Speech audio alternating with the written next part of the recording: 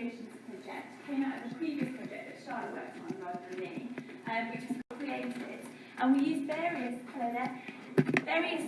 sort of theoretical ideas to draw it together into thinking about what creative pedagogies look like. So they were around things like possibility thinking, living dialogic spaces, the idea of participation being very important, the idea that should have possibility there. Oh yeah. And all these things that come together to make creative science education. I'm going to go through this really quickly because we want to actually get you doing an activity really soon. So this was the definition that we created from this large literature review. So that creativity in science education is purposive and imaginative activity generating outcomes that are original and valuable in relation to the learner.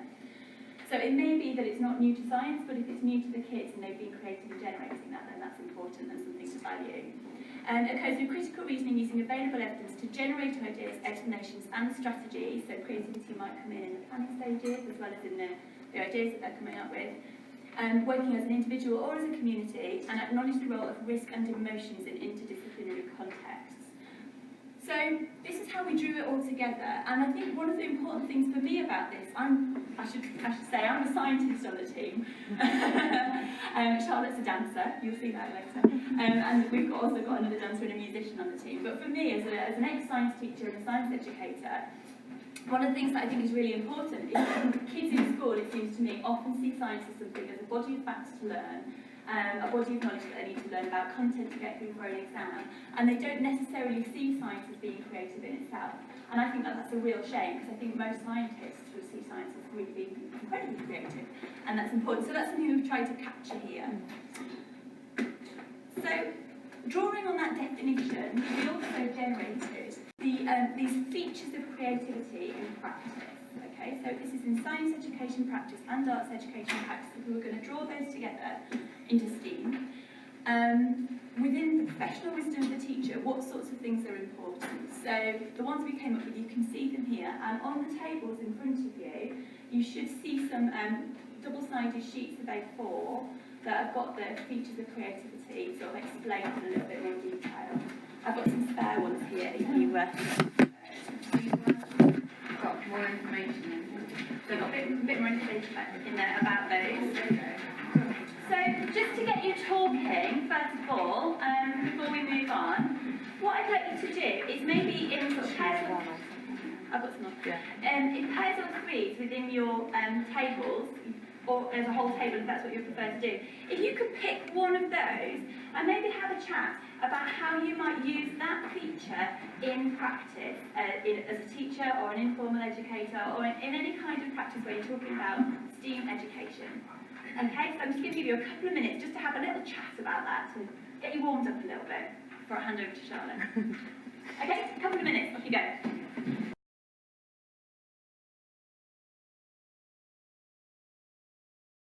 Things that we just wanted to talk to you about beforehand. So this movie strip represents in our minds, coming out of this, the first part of our project, is how the features of creativity kind of are intertwined with and part of inquiry-based science education. So inquiry-based science education is one aspect of science education where the literature showed that creativity seems to be particularly important because kids are working in an inquiring kind of a way, they're asking questions, they're trying to find ways to answer questions for themselves. It also comes into other aspects of science education, these features obviously, but IBSE or IBSE is one of the places where we really saw that as being part and parcel of all those different aspects of creativity, those creations features that you've just been discussing can be drawn in. So we're going to give you a little provocation. Let's do a little experiment with you, but I require some bodies to assist me in this. So if there are 4 people who are not injured and willing to get up and help me with this experiment. So yeah. Can you bring your chair with you as well? So I need one more person. Yeah. It's the risk taker for my So what I'd like to do is set the chairs up, and you're going to sit on the chair. Well, how about you sit on the chair? We've done this correct. You need to sit this way. Yeah. So you sit right there. And then turn around the table. Yeah. Okay, and I also need another 4 people to assist with this experiment who might be a slightly more wicked in nature, perhaps. Everyone gets like that one. So you can come and stand by a chair, please. And then there's another chair, please. So the people who are sitting on the chair, what I'd like you to do, we're going to create a table. So I'd like you to lean back and rest your back on the person behind you's legs. So you might want to push the chairs a bit closer together. So you lean back and rest on the person's legs.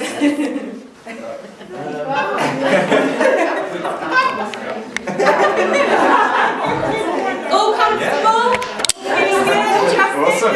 Right, I'll slightly wicked people. Do you think you can remove the chairs from this and leave the table remaining? Oh my gosh. So you'll all want to work together as a team, very nice and gentle and slow. And this is a bit of work. You're going to have to what?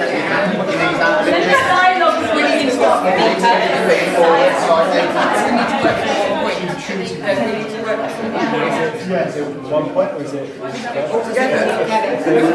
I'd go slow. Yeah, so all very slowly together.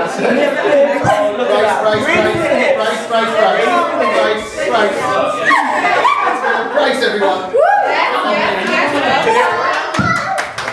Bravo! Fantastic. Excellent. How are we feeling? Do we feel strong? Okay, I think we might want to bring the chairs back in for them. There we go. Back in like And a round of applause for our board.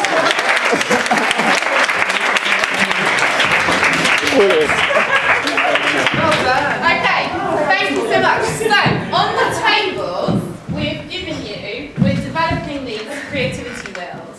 So the idea is that we would do some sort of starter activity with the children, with the class, and then we would use the wheels to go through the inquiry-based science education model and see if they could come up with an experiment to go about that provocation. So if you look at the wheels, some of them I've made so that you can actually turn, some of them are on paper. So if we start in the centre, what I would like you to do on your groups now is see how would you develop that starter into some sort of experiment. So there are questions on there for you to follow. And then in between each segment there are gaps. And we've left the gaps there on purpose to try and get the arts to permeate through. So at each stage we are seeing if you can somehow bring the arts into this experiment. So start on one, see if you can move around and see if you can think of a way you might develop that provocation with a group. Is that okay? So I'll give you about 2 minutes and have a little go through the word.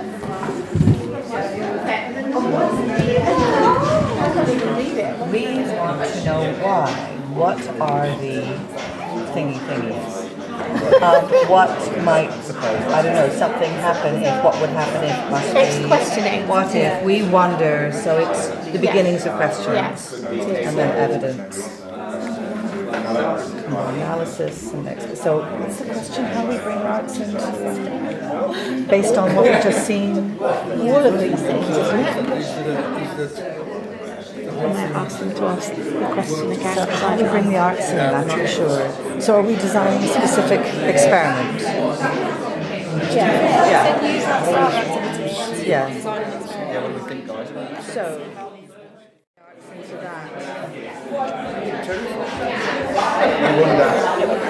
I find this really hard. well, to do in 2 minutes. Really hard. There's too many options. There's too many options. Without breaking the focus. So then I kind of go through that as an experiment, but the request is how we bring the arts into each of these, isn't it? Yeah. Well, I guess you could get them to do a drawing of what they expect to happen. But like they draw it a plan out of how it would It was about halfway through when we did that. So it's meant to finish at 10:30.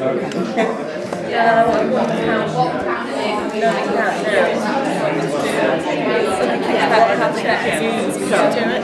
I think so. I think if you do it one by one, it'll be okay. So in terms of recording that, because you're saying to draw it, it could also be, you could have sound.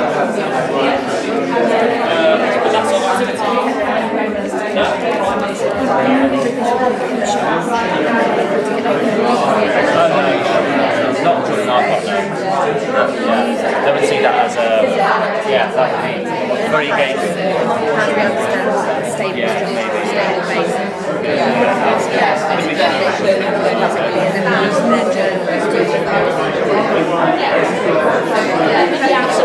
The orange circle is effectively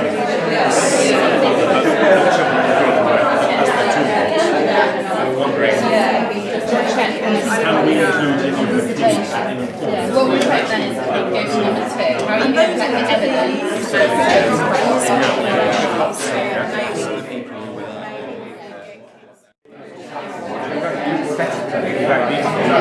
To arrive at the table. Okay, we got it down, please. Yeah, it was really nice to come around and hear the different conversations. This is a prototype that we're developing. So there are things that we probably need to change or do, So if anyone would like to chat with us, we've got a display in the other room and we'd love to hear your thoughts on this. But would anybody like to share where they were thinking they might go with this experiment, if that was the provocation? Any thoughts? When we were discussing it, it seemed quite important to know how the participants, the parts of the table felt, because they would be becoming parts of a piece of applied physics. They were parts of the structure. Yeah. And if you understand it from feeling it, as opposed to just observing it, you've got a different level of understanding. Yeah, that's what I think we're hoping for. Yeah, no, I think that's really interesting, really good point, yeah. And I think you could see those features that you were starting to discuss earlier are parts of that wheel, and I think that kind of idea of embodied knowledge is really important in certain aspects of the arts, well, all of the arts really, but especially for Charlotte as a dancer, I know. And it's something that we sometimes forget about in science, but it is obviously really important. So, did anyone else? Yeah. Taking the risk immersion play element and bringing it around to music, we thought we could, we did, didn't we? Actually sound the risk, the level of risk being taken by individuals by moving in and out of consonant and dissonant sound. So it could be a unison sound, people are humming, and then as the risk level, you take the consonant sound or the unison into a dissonant sound, which could be just a semitone up, so that you end up with a kind of cluster of dissonance, and then coming back to a really lovely piece, a sort of sounding of the risk levels of the performers, or seeing them as performers out there, or not performers, but actually just sounding the risk levels. That's really interesting. And as soon as you start to talk about sound in that way as a science teacher, I'm thinking, oh yeah, and then you could bounce off that and start talking about amplitude and pitch and frequency, and then getting them to analyse how they were sounding differently when they were feeling in different ways, and drawing that together. One more? Yeah, one more. Yeah. In terms of connection, we looked at the fireman's lift. You know how you have a grip like that, and the other party has a grip like that, and then you join together, and that's stronger when you're trying to rescue someone. So now you're into a different discipline of strength for rescuing. Yeah. It's really nice the way it goes off in lots of different directions, and that's part of both creativity and action, really. So there'll be plenty more opportunity to discuss these ideas further. I'm just going to wrap the presentation part of it. And that was the wheel that you were having a look at. We've also created a system of honeycombs. That's a bit too small to see. But it's displayed in the other room. Displayed in the other room. That takes these different parts of the inquiry-based science education cycle. So this will be related to a question, and then puts together, in relation to the features, some example sorts of questions that people might ask around any given topic in any particular way. So there's some examples here, like we want to know why sparklers burn really quickly but metal doesn't set on fire, what makes some reactions happen faster than others, and then it's asking a question, how could you amalgamate arts at this stage? So how can you bring the arts in, how can you bring the science in? And these sort of honeycombs that we've generated are just tools that teachers might use to help plan their lessons. So we've got it displayed in the other room. So we've tried to tell a story. The purple one are the dance examples, the red one is an art example starting point, and then the green one are the science starting point. So in the other room you'll be able to see hopefully a journey going through that cycle, and then the gaps in between, again we're trying to get the arts to permeate through those gaps. So hopefully you can see what we've tried to do with the project so far is we've done a lot of theoretical work and research work around what creativity might mean in the arts and the sciences, what's the literature that's out there already saying, how can we draw that together, and we use that to create the definition and to create these features. And then we tried to think about how we could scaffold that and support people bringing those sorts of ideas into practice in the science education to create an engaging science classroom. Where the project is going next is going to be to start to generate a series of ideas that could be used on various different scales by teachers in schools or by informal educators. These are going to be called the creations demonstrators, and every country is tasked to produce one. Or two, or three, or several. So that's the direction that we're going, and we're going to try and use these ideas and bring those into practice, research and explore how those ideas work in practice. So those are our next steps. Yeah. So I think we're going to hand over now to the facilitator. Joe can explain what happens. Okay. Thank you.